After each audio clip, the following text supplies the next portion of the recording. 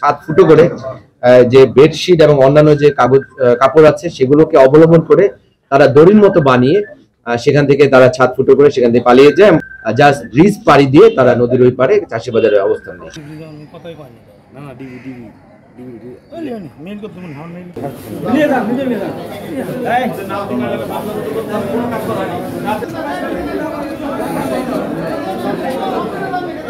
পরিকল্পনা করে তারা চারজন মিলে একত্রিত হয়ে কাজকালীন প্রহরা ছিল, তাদেরকে বেতার বার্তার মাধ্যমে সতর্ক করা হয় এবং আমাদের অফিসাররা তারা মাঠে বিভিন্ন জায়গায় অভিযান পরিচালনা করে এবং আমরা মূলত জেলখানার আশেপাশে যে জায়গাগুলো আছে সেগুলোকে সর্বোচ্চ গুরুত্ব দেই এবং এর ফলে আমরা কয়েকটি দলকে সেখানে বিন্যস্ত করি। এবং আপনারা নিশ্চয়ই জানেন যে জেলখানার পাশেই করতা নদী এবং সেই জেলখানার সাথে একটি ব্রিজ আছে। এই চারজন যারা পলাতক মৃত্যুদণ্ডপ্রাপ্ত কয়েদি তারা জেলখানার সংলগ্ন যে ব্রিজটি, সে ব্রিজ দিয়ে পাড়ি দিয়ে তারা জেলখানার নদীর ওই পারে ওখানে চাষিবাজার এলাকায় তারা অবস্থান নেয় এবং তাদের পরিকল্পনা ছিল সেখান থেকে পৃথকভাবে তারা বিভিন্ন জায়গায় চলে যাওয়া। কিন্তু আমাদের সদর ফাঁড়ির সাব ইন্সপেক্টর খোরশেদ তার নেতৃত্বে একটি দল তারা দ্রুততম সময়ে সেই জায়গায় তারা অবস্থান নেয় এবং তাদের এই চারজনকে কিন্তু সেখান থেকে তারা গ্রেপ্তার করতে পারে। পরবর্তীতে অফিসার ইনচার্জ সদর থানা সায়ান ওয়ালিউল্লাহ এবং তার নেতৃত্বে আরো কয়েকটি দল তারা সেখানে সেই জায়গায় কর্ডন করে এবং যে চারজন মৃত্যুদণ্ডপ্রাপ্ত কয়েদি তাদেরকে নিয়ন্ত্রণে নিয়ে আমাদের ডিবি কার্যালয়ে তাদেরকে নিয়ে আসে।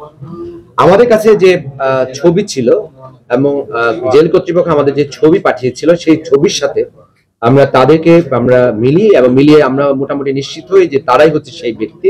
তাদের জেলার আসেন এবং জেলার এসে তাদেরকে সেই চারজন মৃত্যুদণ্ডপ্রাপ্ত কয়েদি মর্মে শনাক্ত করে। আমরা তাদের যে পরিচয় পেয়েছি, একজন হচ্ছে মোহাম্মদ নজরুল ইসলাম মঞ্জুর, তার বয়স 60, তার বাড়ি হচ্ছে কুড়িগ্রাম।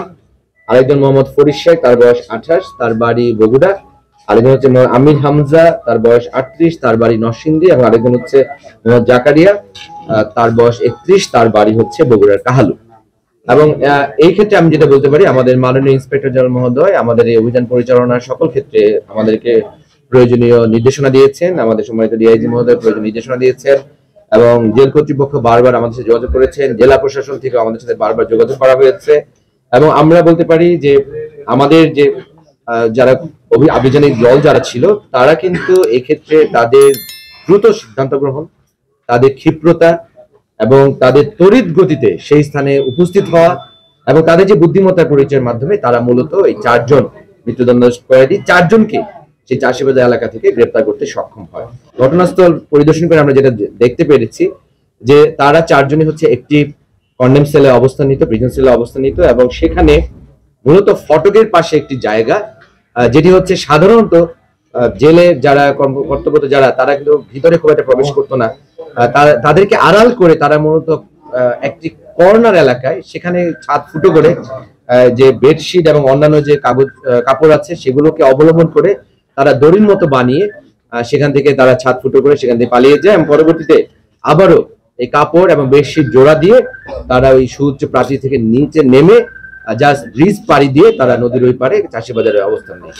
তো এই ক্ষেত্রে এখন যে কাজটি আমরা করব, আমরা এই চারজন মৃত্যুদণ্ডপ্রাপ্ত কয়েদি যারা পালিয়ে গেছে তাদের সম্পর্কে এখন আমাদের মামলা রুজু হবে। মামলা রুজু হওয়ার পরে তাদেরকে আমরা বিজ্ঞ আদালতে সুপর্দ করব এবং বিজ্ঞ আদালতে সুপর্দ করার পরে পরবর্তীতে তাদেরকে আবারও জেলখানা হস্তান্তর করা হবে।